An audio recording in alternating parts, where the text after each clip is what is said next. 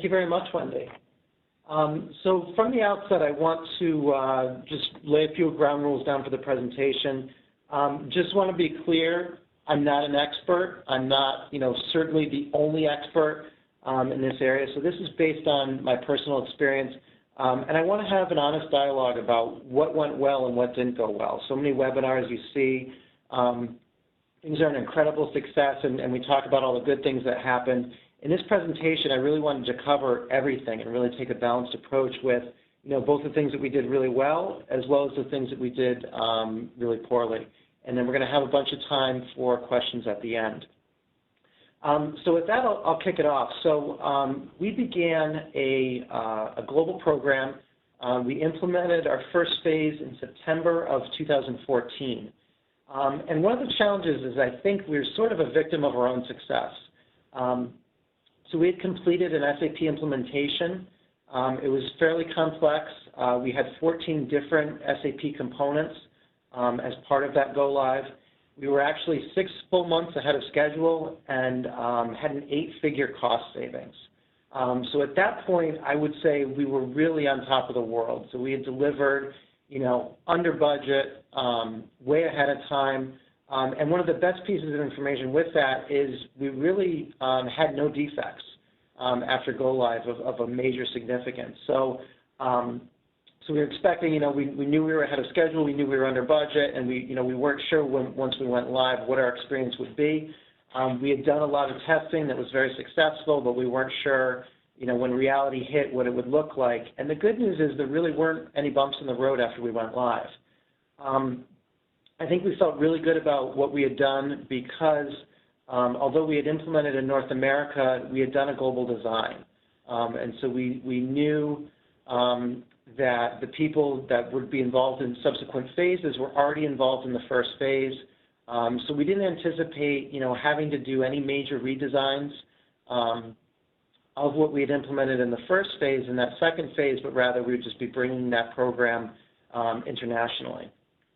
So I think, it's fair to say we felt a little bit overconfident in our ability to deliver at that point. So I'll go to the next slide.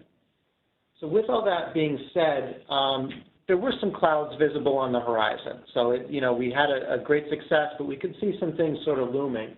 One of the biggest pieces was that we were no longer a greenfield implementation. So at the first phase, we didn't have an SAP environment that we were, currently supporting and moving into. So we sort of had the luxury of we're going to get it right the first time. In fact, we were actually able to use what became the production environment for our testing. The day we went live, all that changed. So we had a production environment to maintain. We had what we termed maintenance releases of scheduled improvements for that. Speaking of that, we had a significant backlog of items to work through post-go-live. So the commitment we made to our business partners was we would hold the line on scope with the first phase of the program because we thought sort of the perfect would be the enemy of the good. And so we made sure we delivered the core functionality that was needed, a few of the bells and whistles. But as we were looking towards going live, the question that we sort of always asked was, is this one change worth delaying our go-live date for? And in I think every case we found the answer was no. But with that, our commitment was that we would take those things, put them on a list, and then we would implement that backlog after go-live. And so there was a significant list. At go-live, we added to it. There were several hundred scope items, mainly minor things, but some important pieces of reporting functionality were included with that. So we knew we had a chunk of work just to sort of really complete that first phase, even though we were technically live. Another thing that we had done to minimize risk was we hadn't upgraded our software stack in about 2 years. So this was everything from our servers and the operating systems that they were running on through to all the different SAP components. So with that, we knew that we were running a significant technology and security risk by being on sort of older software.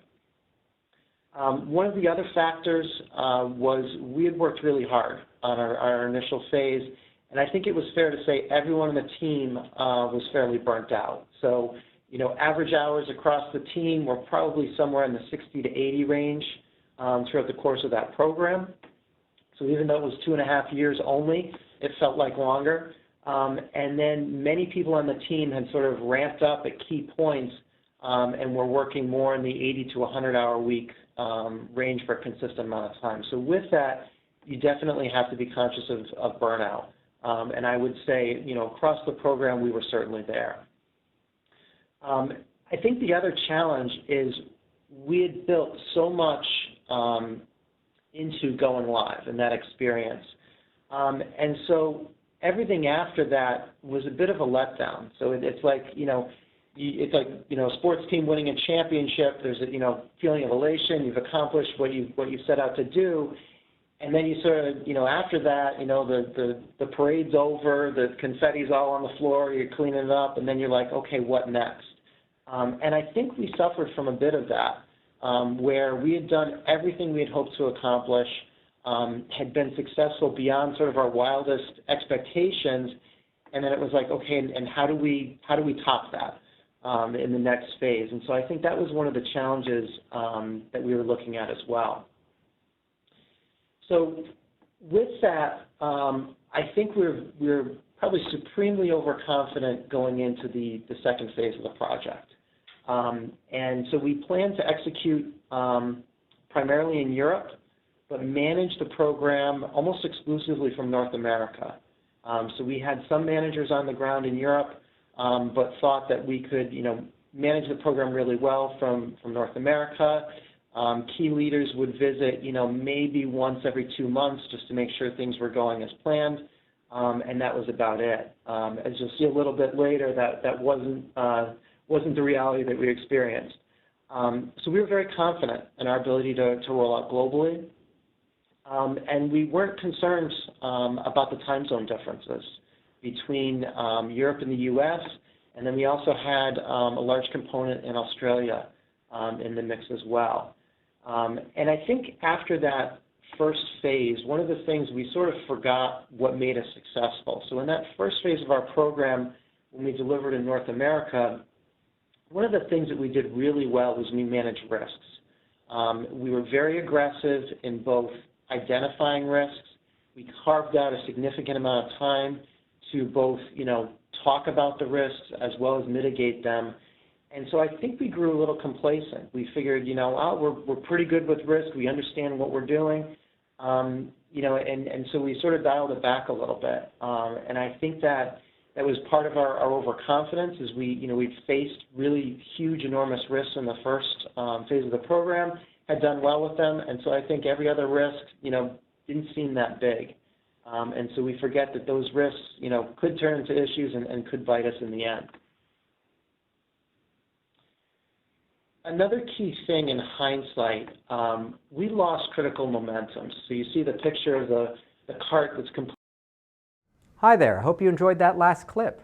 My name is Michael Malutis, and if you'd like to watch the full 60 minutes of that last webcast, while also gaining complete unlimited access to our entire library of IT learning, simply visit our subscribe page at greatpro.org/subscribe. Unlimited annual access is $199 per year. But if you use the coupon code LEARN2EARN, you can drop that membership fee to just $149. That's less than $13 per month for unlimited access to over 1,000 hours of on-demand career development, covering the entire spectrum of IT management best practices, including business analysis and requirements, software development, quality and testing, risk management, process improvement, project management, and even digital transformation. But your membership doesn't just give you unlimited access to our vast learning library. You also get free access to our mobile app, as well as direct access to our network of over 300 of the world's leading IT consultants, all of whom are dedicated to putting practical knowledge at your fingertips so that you can learn more and earn more. I hope you will join me in becoming a member of the Great IT Professional and advancing your career with us. And if you're on YouTube, don't forget to hit that subscribe button above so that you get notified whenever we publish new free webcasts each week of the year. Thank you for your time and best wishes for your continued success.